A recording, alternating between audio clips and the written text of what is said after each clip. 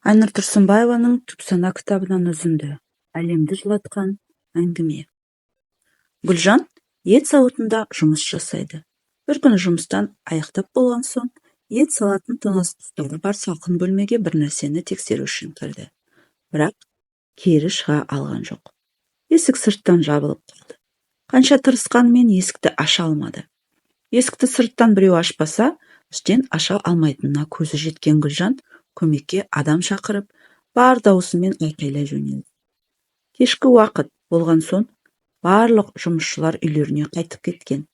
Шарасыз қалған соң, бар білетін дұғасын оқып, Аллаға жалбарына бастайды.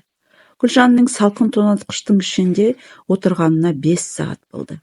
Кенет есік ашылды. Бірден сыртқа жүгіріп шықты. Есікті ашқан зауыттың қарауылы екен.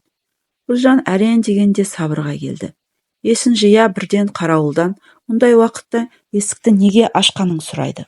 Ол кісі: «Мен бұл зауытта жұмыс істеп жатқаныма 35 жылдай болды. Мыңдаған жұмысшылар келіп кетіп жатты. Алайда сол мыңдаған адамдардың ішінде тек сіз ғана менімен таңертең амандасып, кешкісін қоштасасыз.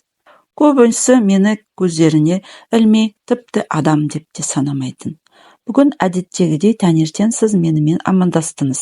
Алайда сау болыңыз, ертең кездескенше дегенді естімедім.